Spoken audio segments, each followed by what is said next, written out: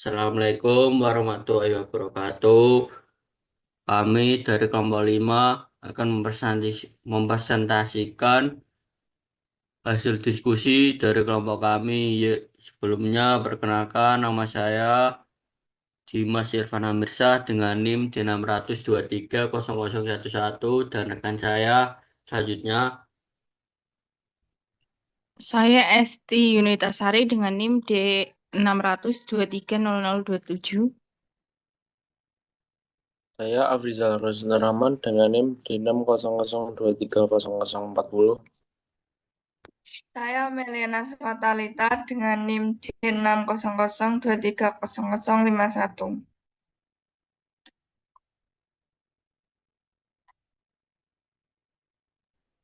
Semuanya, selamat datang di video pembelajaran tentang interaksi antar faktor dalam desain eksperimen.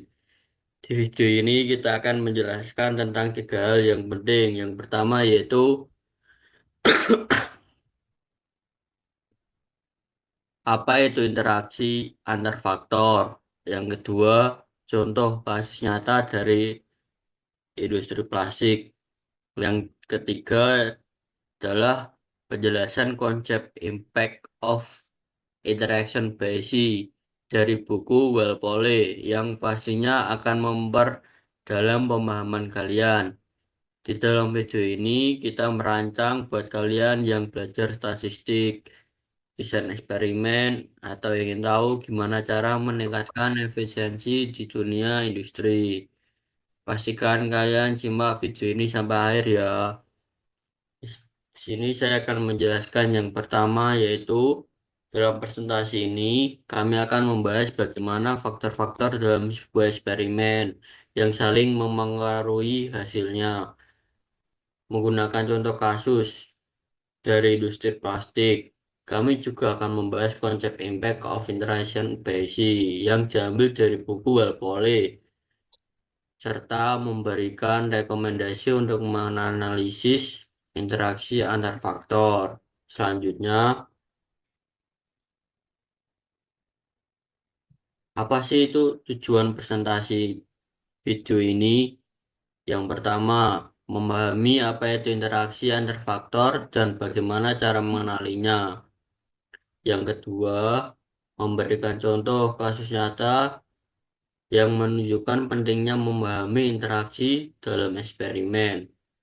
Dan yang ketiga, membahas, membahas konsep impact of interaction basis dari buku Walpole dan aplikasinya di dalam desain eksperimen. Dan yang terakhir, menjelaskan pentingnya analisis interaksi untuk meningkatkan kualitas keputusan yang berbasis data. Selanjutnya, apa itu interaksi? Interaksi antar faktor terjadi ketika efek suatu faktor bergantung pada level faktor yang lain. Misalnya, dalam eksperimen kekuatan material, ada tiga faktor utama, yaitu yang pertama adalah suhu, tekanan, dan jenis bahan. Jika efek suhu pada kekuatan material berbeda, yaitu tergantung jenis pada bahan yang digunakan. Ini disebut interaksi. Kita bisa menggambarkan interaksi ini dengan grafik. Selanjutnya, yaitu grafik interaksi. Grafik ini adalah menunjukkan bagaimana dua faktor yang utama, yaitu kecepatan injeksi atau low dan high speed, dan jenis polimer atau polimer A dan polimer B, yang memengaruhi variabel respon yang berjumlah cacat per 100 unit. Dari grafik ini kita bisa melihat bahwa polimer A menunjukkan bahwa cacat meningkat dengan kecepatan injeksi yang lebih tinggi. Sedangkan polimer B juga memiliki pola yang serupa, tetapi jumlah cacatnya lebih tinggi dibanding polimer A. Berarti grafik ini bisa memperjelas bahwa ada interaksi antara kecepatan injeksi dan jenis polimer pada variabel respon. Selanjutnya akan dijelaskan oleh rekan saya.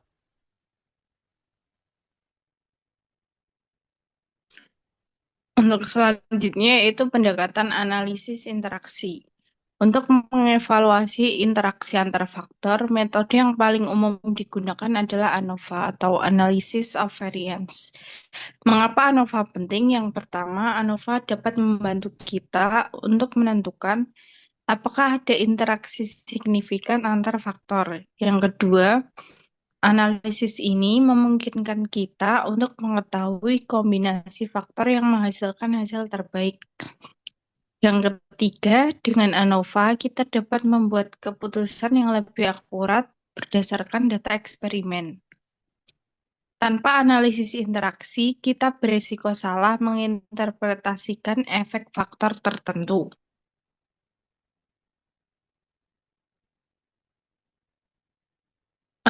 Untuk selanjutnya adalah contoh kasus dari industri plastik. Untuk menjelaskan konsep ini, kami menggunakan contoh dari industri plastik. Terdapat 3 faktor yang diuji dalam eksperimen ini. Yang pertama adalah suhu pencetakan, ada 2 jenis, yaitu tinggi dan rendah. Yang tinggi sekitar 250 derajat Celcius dan yang rendah 200 derajat Celcius. Kemudian yang kedua, kecepatan injeksi. Ada 2 jenis juga, yang pertama tinggi sekitar 100 mm per second dan yang rendah 50 mm per second.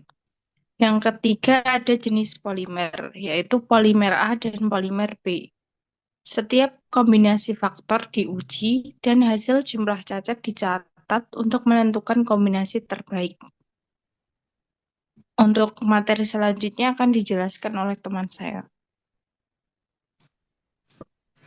Contoh kasus industri plastik. Pada halaman ini terdapat sebuah tabel yang mana pada kolom pertama terdapat suhu, ada 2 kategori yaitu tinggi dan rendah. Untuk kolom kedua terdapat kecepatan injeksi, terdapat kategori tinggi dan juga rendah. Untuk kolom ketiga terdapat jenis polimer, yaitu ada polimer A dan ada polimer B. Untuk kolom keempat yaitu ada jumlah cacat per 100 unit. Pada baris pertama yaitu 100, yang untuk baris kedua yaitu 5, baris ketiga 20, baris keempat 10, baris kelima 15, baris keenam 10, baris ketujuh 25, dan baris ke-8 20. Yang pertama, kombinasi terbaik untuk jumlah cacat paling sedikit adalah suhu tinggi, kecepatan rendah, dan polimer A dengan jumlah cacat 5 per 100 unit. Untuk yang kedua, kombinasi terburuk adalah suhu rendah, kecepatan tinggi, dan polimer B menghasilkan 25 cacat per 100 unit. Kesimpulannya yaitu suhu tinggi cenderung menghasilkan jumlah cacat lebih sedikit dibandingkan suhu rendah. Kecepatan rendah memberikan hasil yang lebih baik dibandingkan kecepatan tinggi, terutama pada polimer A. Jenis polimer juga berpengaruh signifikan terhadap jumlah cacat.